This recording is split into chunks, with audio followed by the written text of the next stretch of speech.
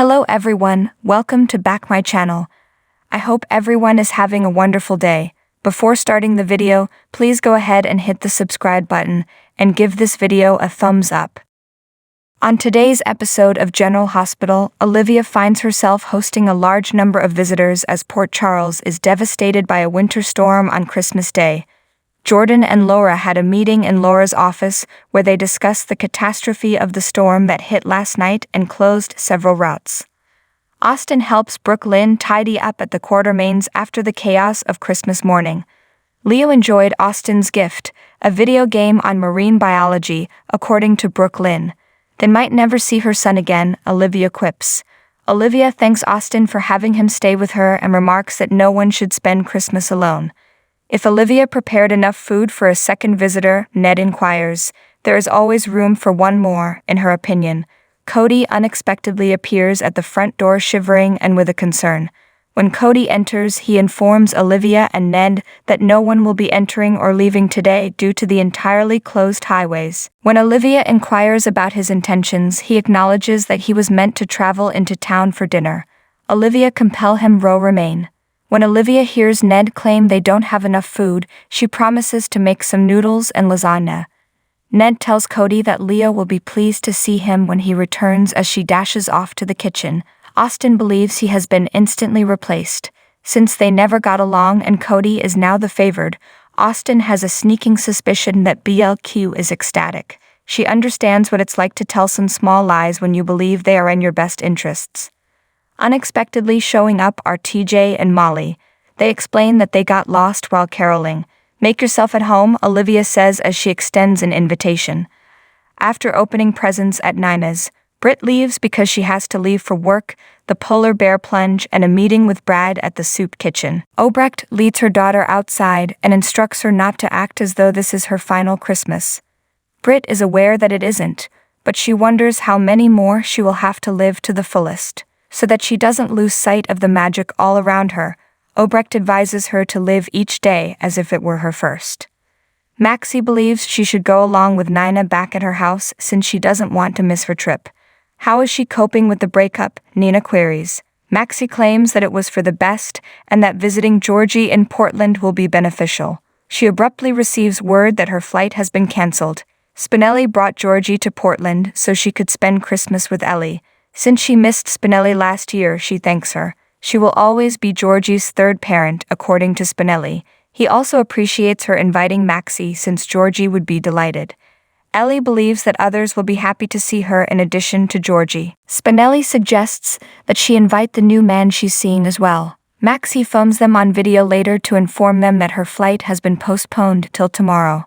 Georgie storms off to her room in anger. Returning to her earlier point, Ellie speculates that Spinelli has fallen for Maxie once more. He acknowledges that he had hoped that having her visit for Christmas would allow them to reunite as a family, but maybe it's not meant to be. Ellie, Christmas time is when miracles happen. Obrecht returns inside Nina's and learns that Maxie's flight has been cancelled. Maxie laments how Georgie and she both needed this. Obrecht believes there are further possibilities to consider that will enable her to travel to Portland. Some of the private hangars that Crimson utilizes over the border are open thanks to calls made by Mina. She inquires with Maxie about any owners of the planes in the hangar. Maxie phones Brooklyn and explains her predicament. She hopes her family's name is on one of the aircraft in the Toronto hangar. When Austin learns of Maxie's issue, Brooklyn informs him that although she has a plane, the roads aren't clear. Maxie can travel to Canada using a method Austin has in mind. He phones Mason and asks him to send a boat to the pier as a favor. When the doorbell rings at the Quartermains' house, Olivia is startled to see a pregnant woman who resembles Mary standing there. Suddenly, she exclaims, "Holy Mother of God." The woman reveals that because the roads are closed, she was a member of a live nativity and was unable to return home. She requests permission to wait until a rideshare arrives. She is told by Olivia that more is better. Maxie receives a call from Brooklyn at Nina's, informing her that the aircraft is hers but that she must travel to Canada by boat. Get her booty to the pier, she orders. Everyone finishes supper at the Quartermains, and Olivia believes her leftover arrabbiata sauce was a success. Ned observes that the woman in their living room is extremely pregnant and that the sauce is really hot.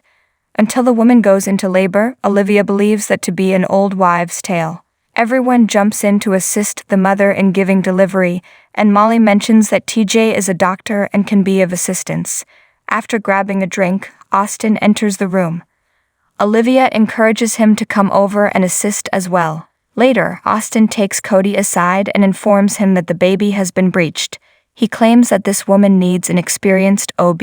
Sunny discovers Sasha at Brando's garage working. She reveals that Brando made a 2022 commitment to complete his bike by 2023 and that the garage is being sold.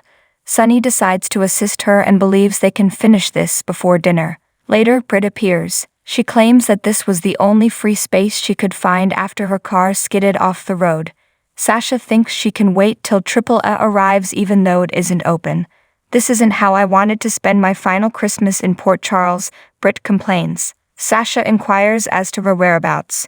She clarifies that her only intention is to leave the city. When Cody calls out of the blue, Britt reluctantly answers and inquires as to what he wants. She asks him how much eggnog he's had after hearing about the Virgin Mary ready to give birth at the Quartermains. As no automobile or ambulance can pass via these routes, Austin picks up the phone and tells Britt they need her assistance. Sasha and Sunny suddenly start Brando's bike. Sasha and Britt return to the Quartermains and pull up in the backyard, riding over Monica's flower bed. Britt claims to have heard that a baby needs to be delivered. The mother names the baby girl Noel after Britt, who assists in a safe delivery. She gives her the name Britta in honor of Britta Noel, the physician who assisted in the delivery. Britt feels moved. Britta too regrets that she was unable to express her gratitude to Austin for all he did for Maxie. She claims she might have missed some good features in him. Jordan and the academics eventually arrive, and she is startled to see TJ there because she had assumed that he wouldn't be there today. Jordan adds that the traffic is beginning to move, therefore TJ believes they should stop bothering each other. Ned asks that everyone stay and celebrate together after the day they've had. Scott engages Liz's children in a snowball fight outside the house. Inside, Liz examines a picture of herself with Violet and Finn as well as the children. Because she hasn't said anything about Finn, Cam asks his mother whether everything is alright. Liz says that everything is okay.